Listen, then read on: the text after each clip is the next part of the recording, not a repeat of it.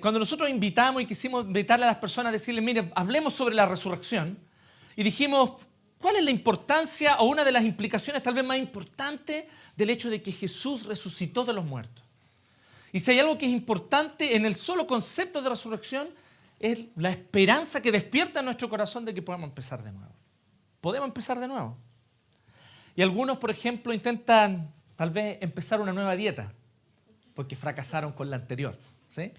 A los que hacen dieta probablemente entiendan eso. Yo lo puse por ustedes, no por mí.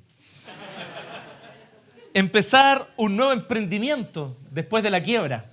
También es una forma de empezar. Empezar una nueva carrera, ¿sí? Ustedes saben cómo es esto. La mayoría de los jóvenes empiezan una carrera y a los 1 o 2 años se cambian a otra, ¿sí? Entonces, esto es muy juzgado muchas veces y yo creo que todos tenemos derecho a empezar de nuevo también en esto, ¿no?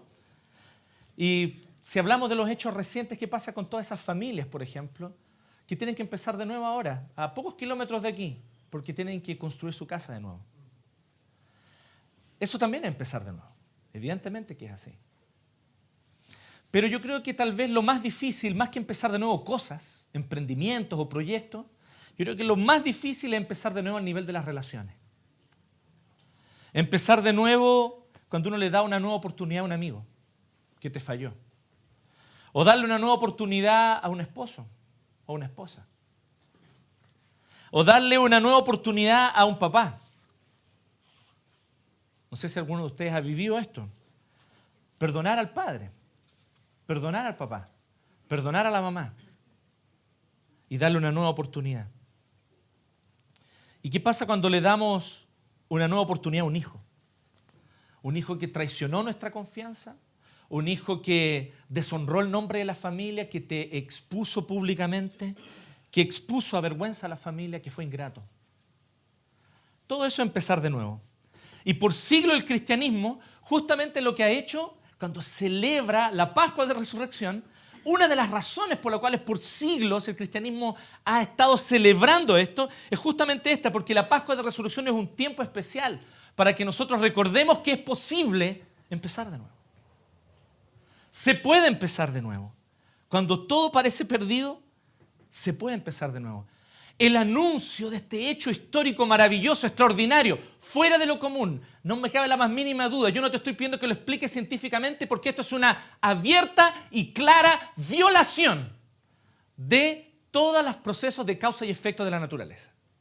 Si tú me dices, compruébame científicamente la resurrección, yo te voy a decir, esa es la gracia de la resurrección, que va contra las leyes de causa y efecto. Dios intervino y hizo algo que es imposible para nosotros que vivimos en las leyes de este universo. Para Él que las creó y las legisló, Él las adapta, las cambia y hace lo que quiere con ellas. Él es el dueño de estas leyes.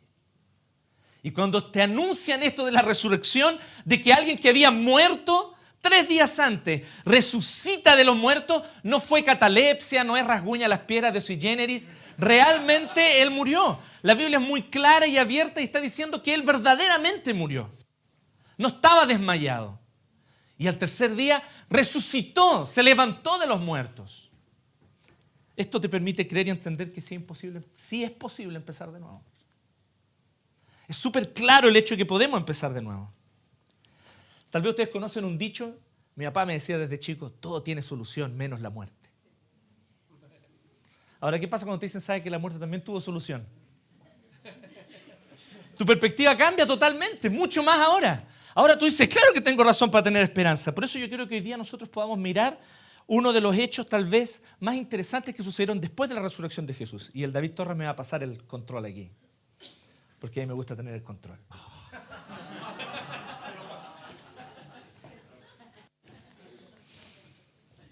Este es un episodio muy especial para uno de los discípulos.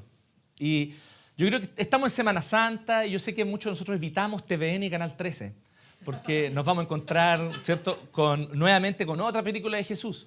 Pero la verdad es que aquellos de ustedes que sí lo hicieron y sí vieron otra película de Jesús un año más, tendrán esta historia más fresquita. ¿Se acuerdan de uno de los apóstoles, el más cercano, el más leal, el que más se la jugaba por Jesús, que la noche que fue entregado lo traicionó 3 veces? Y antes que cantara el gallo lo traicionó 3 veces. Bueno, este es un encuentro que Jesús tiene con ese mismo discípulo, después de la resurrección. Así que vamos a hablar un poquito sobre eso. Leamos el texto, ¿les parece? Va a estar proyectado aquí. Después de esto, Jesús se apareció de nuevo a sus discípulos junto al lago de Tiberíades. Sucedió de esta manera: estaban juntos Simón Pedro, Tomás, al que apodaban el gemelo, Natanael, el de Caná de Galilea, los hijos de Zebedeo y otros 2 discípulos. Me voy a pescar, dijo Simón Pedro.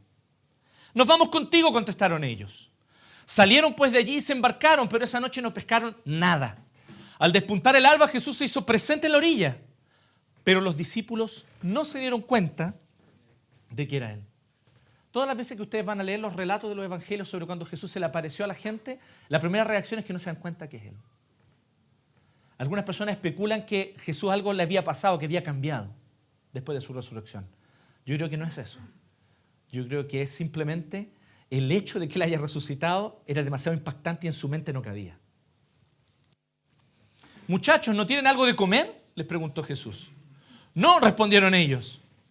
Tiren la red a la derecha de la barca y pescarán algo. Así lo hicieron y era tal la cantidad de pescados que ya no podían sacar la red. Es el Señor, dijo a Pedro, el discípulo a quien Jesús amaba. Tan pronto como Simón Pedro lo oyó decir es el Señor, se puso la ropa, pues estaba semidesnudo, y se tiró al agua.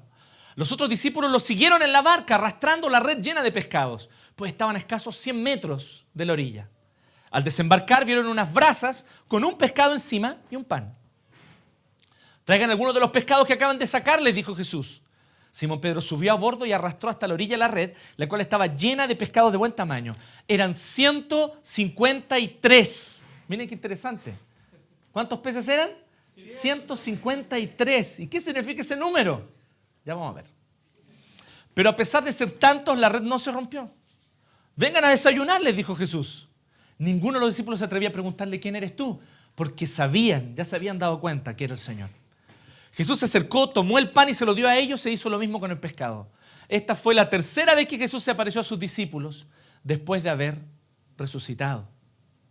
Cuando terminaron de desayunar, Jesús le preguntó a Simón Pedro: Simón, hijo de Juan, ¿me amas más que estos? Sí, Señor, tú sabes que te quiero, contestó Pedro. Apacienta mis corderos, le dijo Jesús.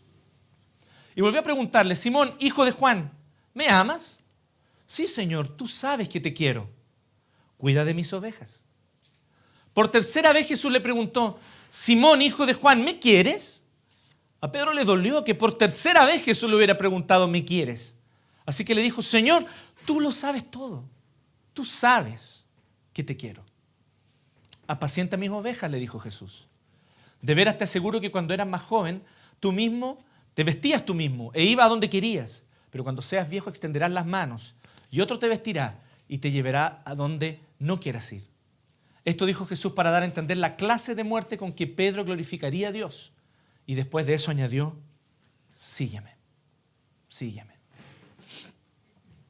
Bueno, quiero ser claro desde el inicio y quiero decirles qué es lo que vamos a hablar hoy día aquí. Todos queremos empezar de nuevo, sí.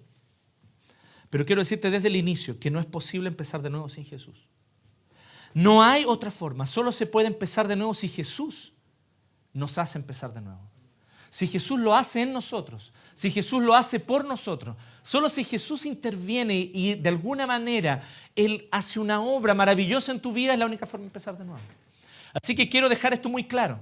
Solo se puede empezar de nuevo si Jesús lo hace en y por nosotros. Pero quiero hacerte 2 observaciones que están en este texto y que están en esta historia.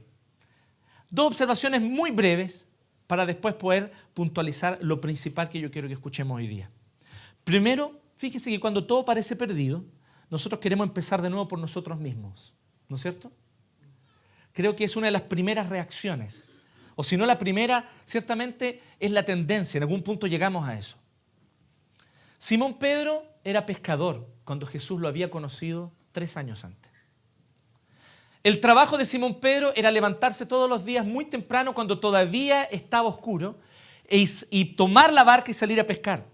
Pescaban, de hecho, preferentemente durante la noche, así que cuando estaba amaneciendo, ellos estaban recién volviendo de pescar. Simón Pedro se dedicó a eso por años. Simón Pedro aprendió ese oficio de su padre. Y las personas a su alrededor se dedicaban a eso. Sus amigos se dedicaban a eso. Era alguien que sabía sobre la pesca, que conocía la pesca artesanal y se había dedicado a la pesca artesanal por todo ese tiempo. Así que este es Pedro, un pescador. Y Jesús lo llama 3 años antes de este episodio que nosotros acabamos de leer. Hacía 3 años antes, Jesús lo había llamado y le había dicho: Pedro, tú vas a venir y vas a ser pescador de hombres. Y lo encontró en la playa, en la orilla. Hizo un milagro muy parecido Jesús. Se subió con ellos a la barca y entonces le dijo: tiren la red por aquí. Y cuando tiraron la red se llenó de peces después que habían estado toda la noche intentando pescar y no habían pescado nada. Incluso hay unas cosas súper irónicas. Porque dice que cuando Jesús llegó en la mañana a la playa, en aquella oportunidad 3 años antes, cuando Jesús recién estaba conociendo a Pedro, vio a Pedro lavando las redes. ¿Y saben qué es lo interesante? Que los pescadores que lavan las redes son aquellos que han pescado. Y Pedro no había pescado nada esa noche.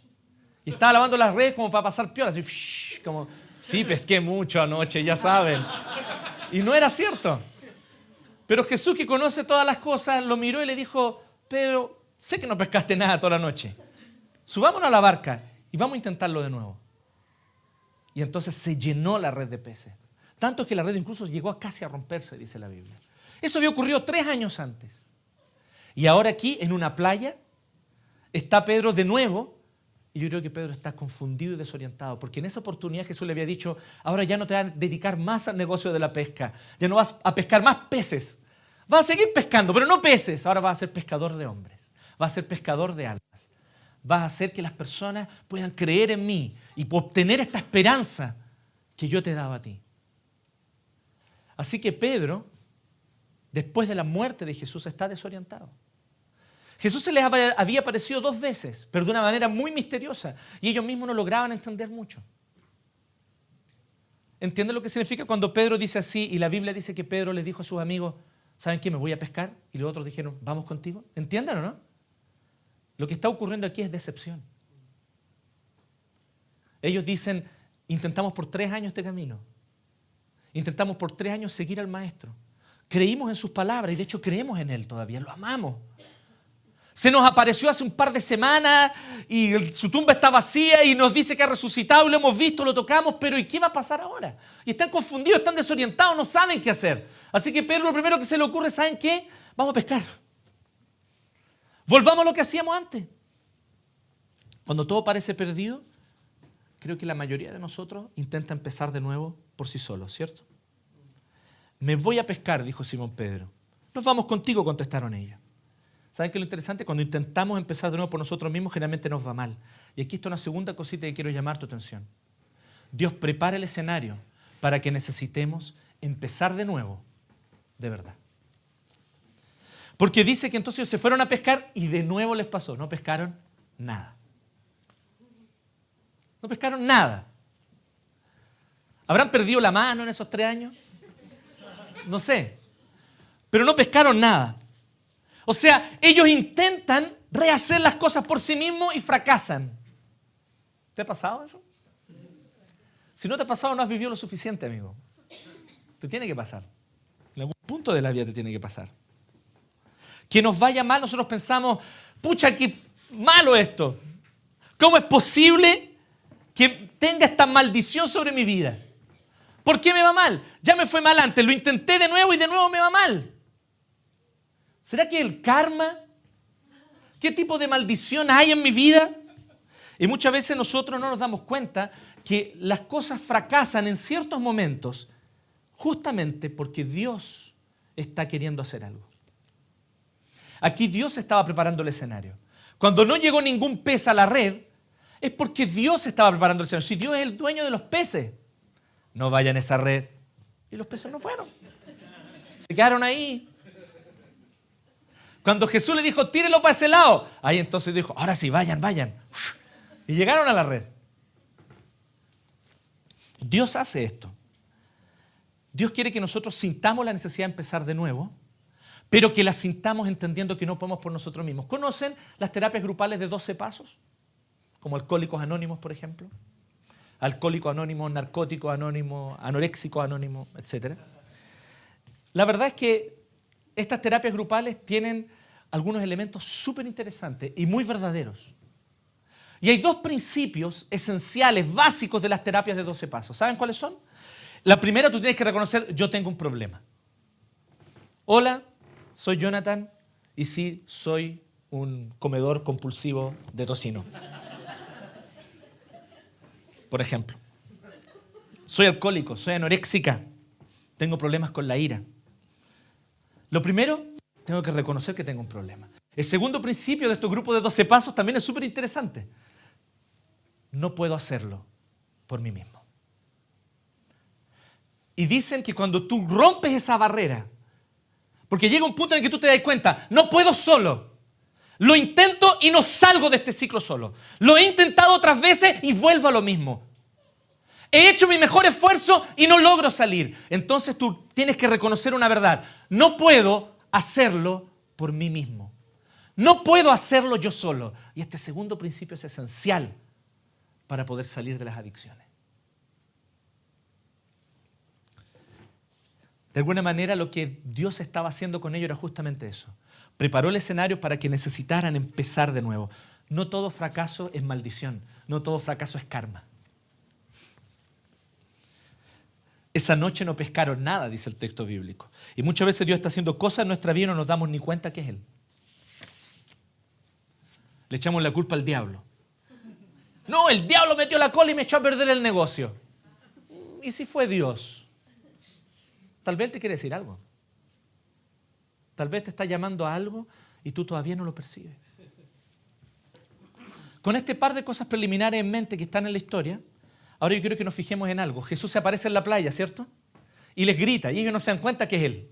Ellos piensan, debe ser un aldeano con problemas de insomnio. Porque no se quería a las 4 de la mañana un aldeano paseando por ahí, a las 5 de la mañana. Pero ellos ven y de alguna manera no se cuestionan mucho.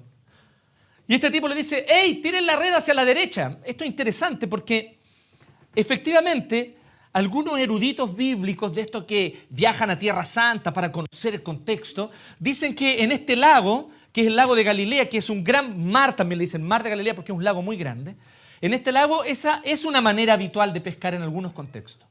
Alguien desde la orilla está mirando porque a veces hay cardúmenes de peces que desde la barca no se ven, pero desde la orilla sí se pueden ver por causa del reflejo de la luz, del sol, etcétera. No sé qué pasa ahí. Pero por alguna razón algunos pescan así. Así que por eso a ellos no les pareció tan extraño.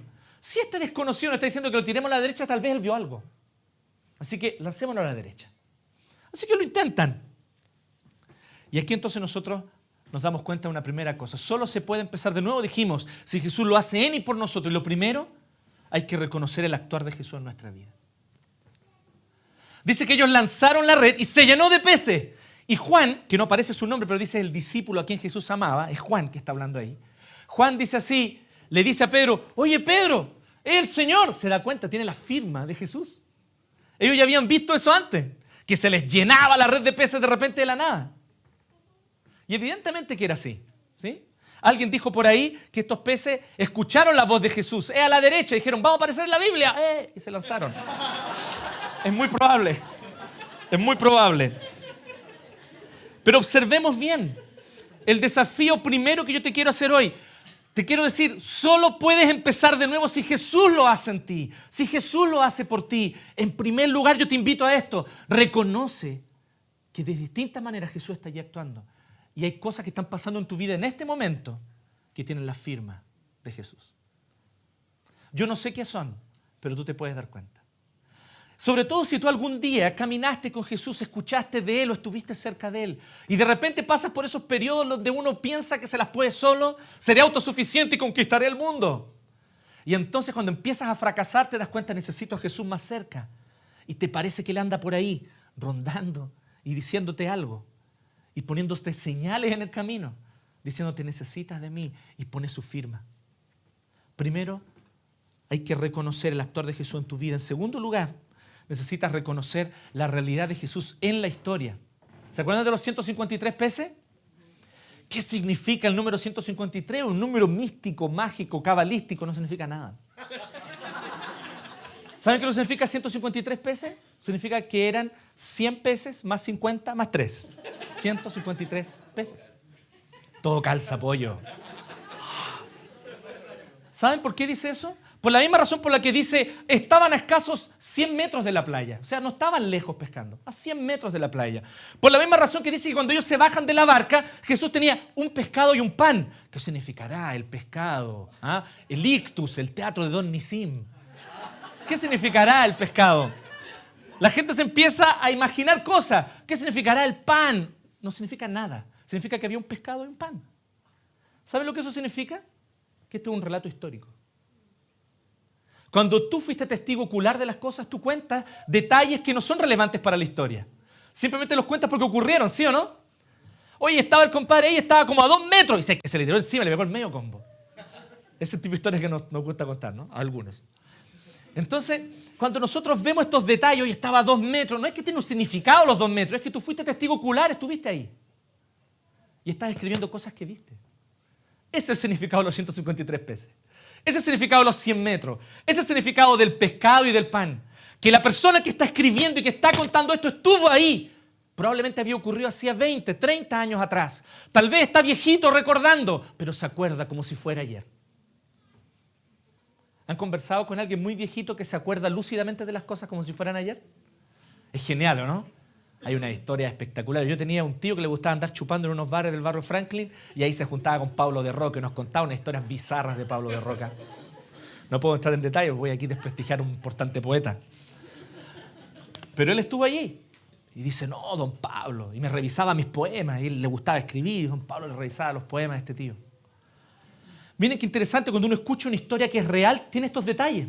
Detalles que no tienen ningún significado mágico, simbólico ni místico. Simplemente la persona te está contando algo que vio. Y aquí es donde entra un aspecto muy importante de la resurrección. Todos los que hablan, todos los que cuentan de la resurrección fueron testigos oculares. Yo te quiero invitar a algo. Yo te quiero invitar de verdad. Cree en Jesús, porque solo ahí hay esperanza. Yo te quiero invitar de verdad. Entrégate de corazón a Jesús, porque solo así puedes empezar de nuevo. Y te quiero decir una cosa. Para creer en Jesús no tienes que dejar tu cerebro afuera. Para creer en Jesús no tienes que caer en la irracionalidad. Es perfectamente racional. Lo que nos está contando aquí es un hecho real. Los mitos se construyen 100, 200, 300 años después de los hechos acontecidos. Aquí las personas están contando con apenas 20, 30 años después que ocurrieron. Es como si alguien te dijera, oye, mira, ¿sabes qué? El ministro del Interior de Pinochet volaba. Pero eso fue hace, ¿cuántos años? ¿20, 30? Hay testigos oculares que te pueden decir si eso es cierto o no, ¿sí o no? Yo no inventaría algo, una mentira de algo que ocurrió recién. Si voy a inventar, invento una mentira de algo de 200, 300 años atrás. Que nadie puede ir atrás a comprobarlo, nadie puede entrevistar a un viejito para preguntarle si de verdad es así. ¿Me entienden la diferencia o no? Juan está escribiendo algo cuando acaba de ocurrir apenas hace un par de décadas atrás. La gente puede fácilmente ir y comprobar. La gente podría haber dicho fácilmente, ¿saben qué? No, ese Jesús no resucitó. Vengan, vamos todos a la tumba, abramos su tumba y van a ver el cuerpo. Pero nadie lo hizo, ¿saben por qué? Porque en esa tumba no había cuerpo, porque Jesús resucitó verdaderamente. Yo te estoy invitando no a creer en algo irracional, yo te estoy invitando a creer en algo perfectamente racional. ¿Sabes qué es? Hay un Dios todopoderoso que creó el universo y le dio sus leyes. Y este Dios intervino en esas leyes y realizó un acto maravilloso. Resucitó a Jesús de los muertos. No hay nadie racional en eso. En tercer lugar, estemos dispuestos a una relación con Jesús. ¿Se fijan que lo que Jesús hace? Un pescado, un pan. Y le dice, hey chiquillos, tomemos desayuno. Maravillosa la invitación de Jesús. Maravillosa. Nos levantamos temprano aquí a trabajar. Hay varios que están con hambre, no han tomado desayuno todavía. ¿Sí? Bien, ¿no? ¿Sí? ¿Están desfalleciendo?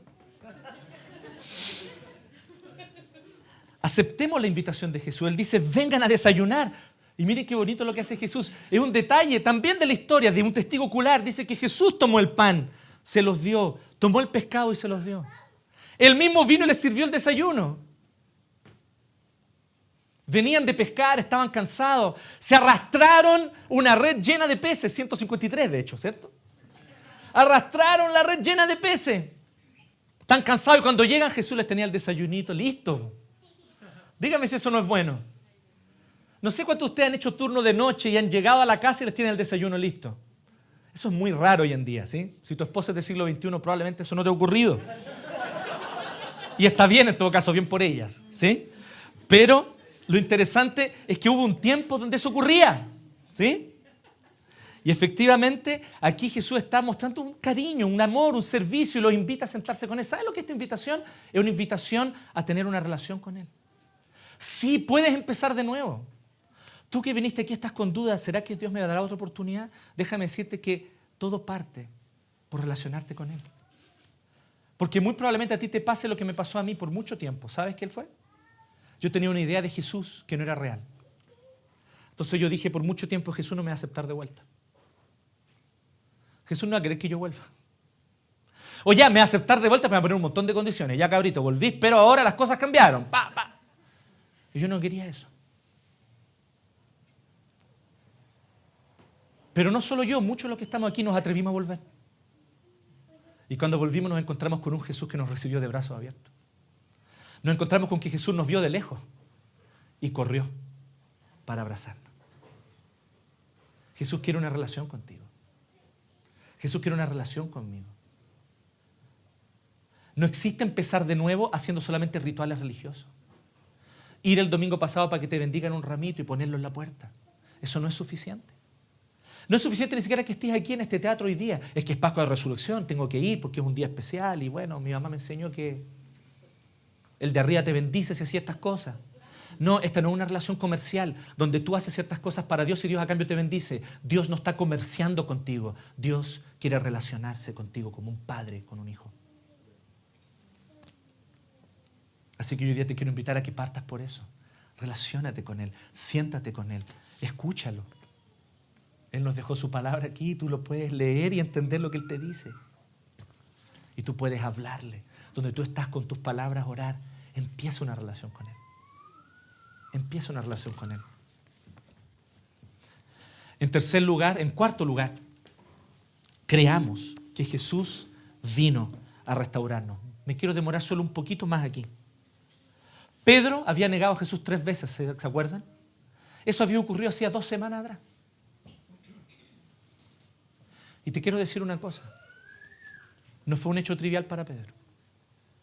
Hay cosas que uno hace y después uno anda por la vida como si nada, ¿cierto? Se toma una Coca-Cola y no importa. ¿Sí? A todos nos pasa. Seamos honestos. ¿Sí? Everybody lies, dice Dr. House. Entonces todos nosotros venimos y decimos, oye, sí, me dolió tanto, lo siento. Después salimos y se nos olvidó. Pero hay cosas que no son así. Hay cosas que tú haces y que tu conciencia te remuerde por días, por semanas. ¿Te ha pasado eso? Para Pedro, negar a Jesús fue eso. No fue nada trivial. El relato es súper claro. Dice que la noche en que Pedro negó a Jesús, lo negó 3 veces y el gallo cantó. Y entonces él miró y se cruzaron miradas. Jesús lo estaban golpeando allá. Y Jesús de allá cruzó miradas con Pedro, lo miró. Y dice que Pedro no resistió. Ver el amor de su Señor, ver el amor de su Maestro aun cuando lo había negado. Y lloró amargamente. ¿Has llorado amargamente? ¿Conoces el llanto amargo del fracaso? Cuando te digo, todos queremos empezar de nuevo, yo no te quiero hablar, como te decía, tanto de proyectos, cosas. Te quiero hablar de cuando tenemos que empezar de nuevo relaciones. Y no te estoy hablando de cuando tú le das una oportunidad a alguien que te falló. Yo quiero que seamos honestos aquí. Como si estuviéramos en la consulta del Dr. House. Y que nos miremos las caras y digamos, ¿no es cierto que todos hemos fallado a alguien?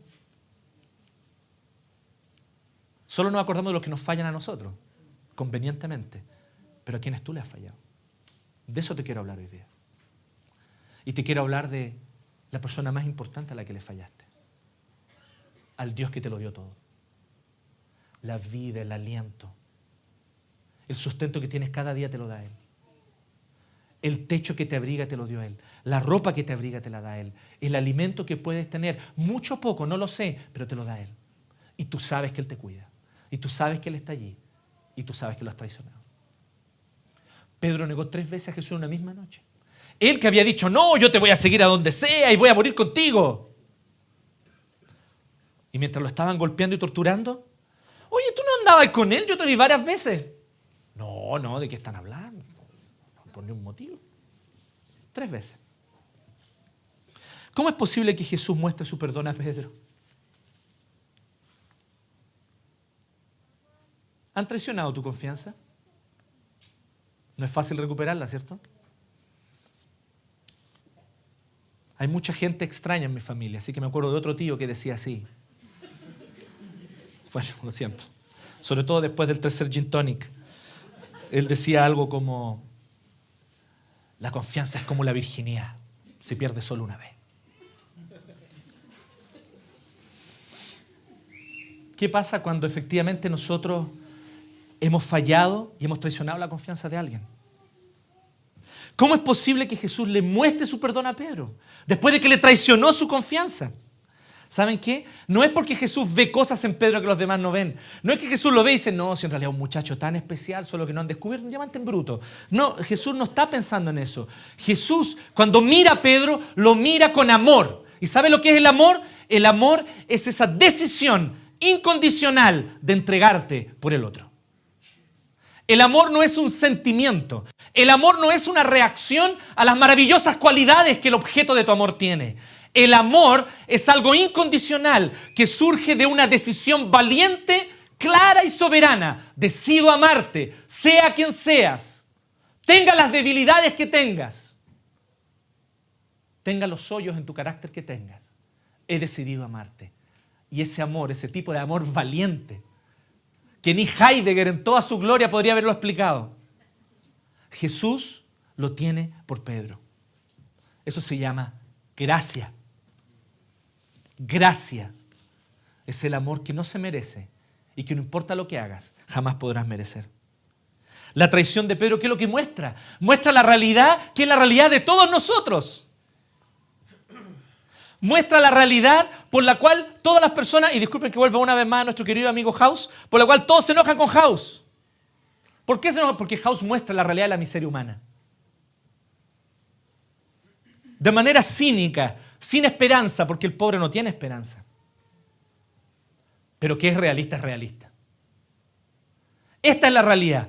Todos mienten. Esta es la realidad. Todos están engañando a alguien. Esta es la realidad. Todos le hemos fallado a alguien. Esta es la realidad. Queremos parecer buenas personas y no lo somos. Pedro estuvo 3 años intentando ser una buena persona, intentando ser un buen discípulo.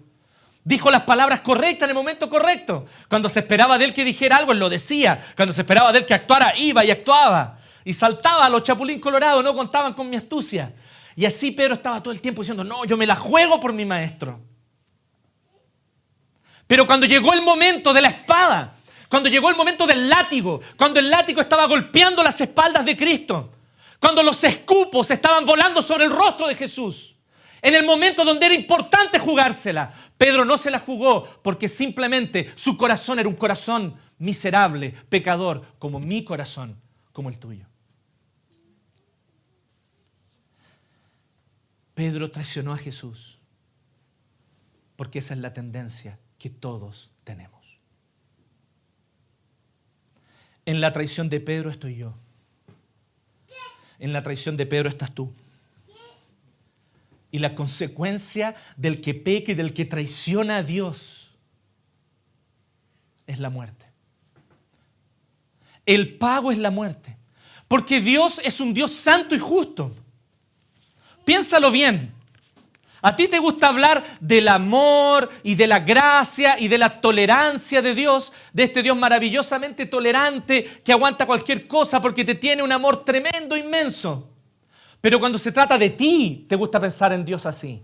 Pero cuando se trata de otros, cuando se trata de aquel que cometió injusticia, Cuando se trata de aquel que viene y le dice a las familias de los damnificados en Valparaíso, ¿saben qué? Les vamos a dar una oportunidad. Pueden sacar su avance en efectivo con 15 cuotas sin interés.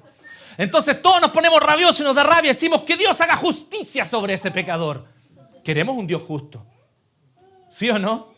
No vendamos la pomada. Queremos un Dios justo. No lo queremos justo con nosotros. Queremos que para nosotros sea amor y misericordia. Dios es Dios siempre, con quien sea. Dios es Dios siempre, con todos.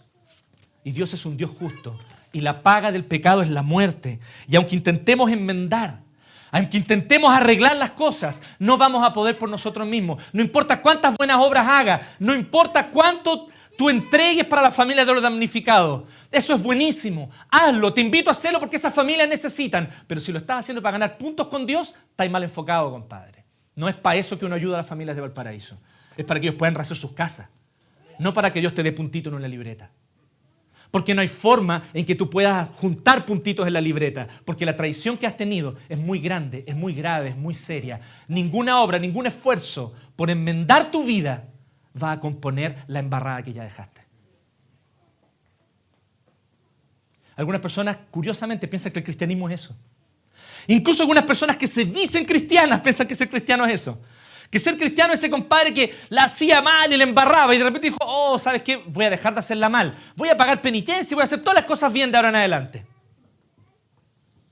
Eso no es ser cristiano. Eso es ser moralista.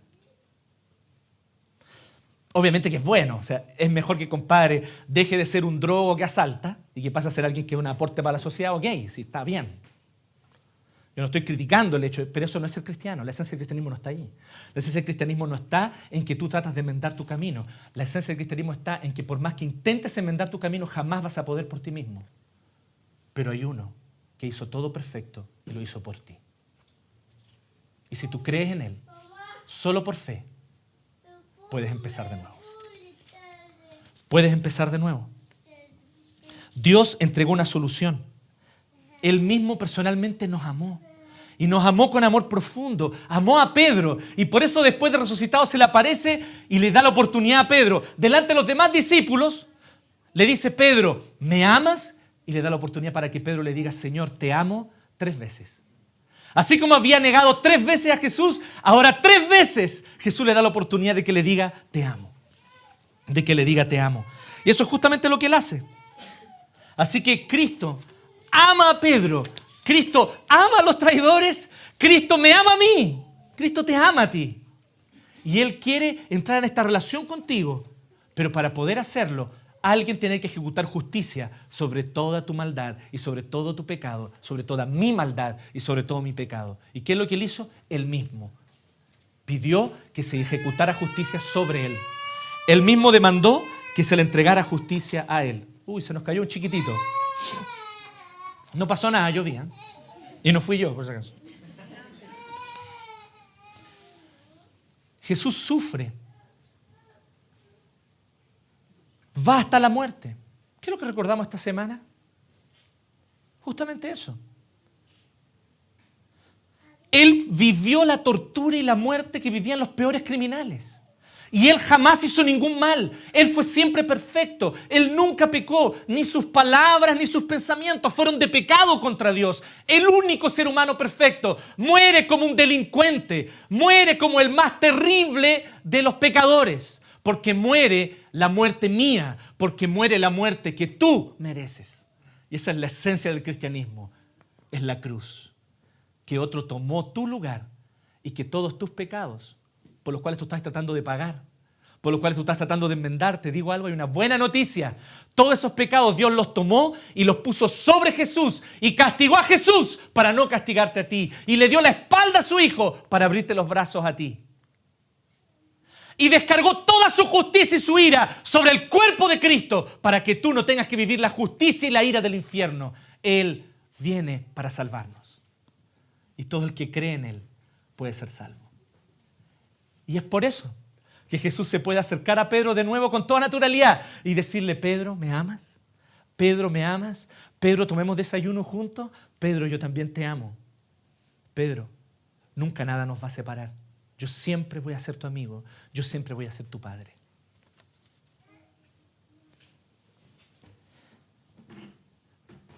Así que en quinto lugar, y finalmente, el desafío, si quieres empezar de nuevo, acepta la invitación que Jesús te hace. Acepta la invitación de Jesús a vivir por Él. Esta conversación termina de una manera extraña. Jesús le dice a Pedro, Pedro, mira, tú vas a llegar a viejo y cuando llegues a viejo ya no vas a poder ir a donde tú quieras, te van a tener que llevar. Y te van a estirar los brazos y te van a vestir. Y te van a llevar a un lugar donde tú no quieres ir. Y entonces Juan explica, dice, Jesús le estaba diciendo a Pedro cómo iba a morir. Porque la tradición cristiana dice que Pedro, pasando sus últimos días aparentemente en Roma, personas lo vinieron a buscar, lo vistieron y lo llevaron hasta el martirio. Y entonces lo mataron públicamente por predicar a Jesús. Ustedes dirán, pucha, parece que Jesús se picó con Pedro. ¿Por qué Jesús le dice eso? ¿Realmente lo perdonó? Es que tú no estás entendiendo la perspectiva de esto. Para el Chile próspero de los 90 y del siglo XXI nos cuesta entender que alguien nos quiera sacar de la comodidad. Pero hay veces en las que sacarnos de la comodidad es la mejor cosa que puede pasar. Porque es darte un propósito para vivir. Cuando tú tienes un propósito y una razón para morir por ella, entonces tienes un propósito para vivir. Y lo que Jesús le está dando a Pedro es el mayor tesoro que puede tener. No le está dando casa, auto. No le está dando casa con antejardín, autito y 2 hijos y un perrito. No le está dando una cómoda vida de clase media. Jesús le está dando a Pedro el martirio. Jesús le está dando a Pedro el morir por predicar a Jesús. Y eso es el mayor regalo que Pedro puede recibir. Porque para Pedro eso es tener un propósito para vivir. Para Pedro eso significa que ahora entonces no tendría que cuidarse a sí mismo. ¿Qué fue lo que hizo Pedro cuando negó a Jesús? Pedro valoró su propia comodidad. Pedro valoró su propia seguridad. Pedro valoró su propia reputación. Pedro valoró su propia vida. Y todo eso lo valoró más que a Jesús. Y por eso lloró amargamente.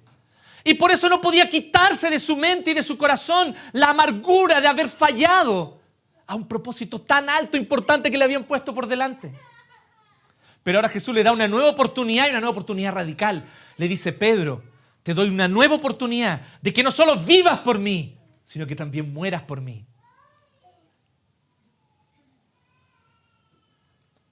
¿Es la muerte un privilegio? Cuando tu muerte glorifica a Dios, sí. Porque todos vamos a morir, ¿no? La diferencia va a ser cómo va a morir. ¿Se acuerdan el antiguo dicho que se decían cuando niños para provocarse uno a otro? Mi abuela murió en la guerra. ¿No lo conocen? No lo voy a completar. Pero la idea es que hay muertes honrosas. Hay muertes más honrosas que otras. Y Pedro tuvo una muerte honrosa. Con su muerte Pedro glorificaría a Dios. Así que Jesús termina con estas palabras, Pedro, sígueme. Y hoy día también Jesús termina con estas palabras para ti. Te está diciendo a ti, cree en mí. Yo morí por ti, pagué el precio, ya no tienes deuda. Te recibo en casa. Y te doy un propósito alto por el cual vivir. Sígueme. ¿Tú crees que esta vida se trata de qué? Obtener una carrera, ganar dinero, comprar una casa, tener un auto, vivir cómodo y pasar tus últimos días jubilado y feliz. ¿De verdad que eres una vida tan mediocre? ¿Qué te parece una vida mejor que esa? ¿Qué te parece una vida donde realmente tengas algo por lo que valga la pena gastarse? Por lo que valga la pena desgastarse. Por lo que valga la pena morir. Jesús te ofrece eso. Sígueme, te dice. Y no vende pomada. Cree en mí, tendrás salvación. No se trata de cree en mí, serás millonario. Cree en mí, prosperaré tus negocios. Cree en mí, tendrás 17 casas. Jesús te dice, cree en mí y tu muerte va a valer la pena. Porque tu vida va a haber valido la pena. Y vas a llegar al final de tus días, no cómodamente sentado en un berger de jubilado pensando qué hice con mi vida, sino que vas a llegar al final de tu vida sabiendo que lo diste todo por algo que valió la pena. Sigue a Jesús. No hay mejor proyecto de vida.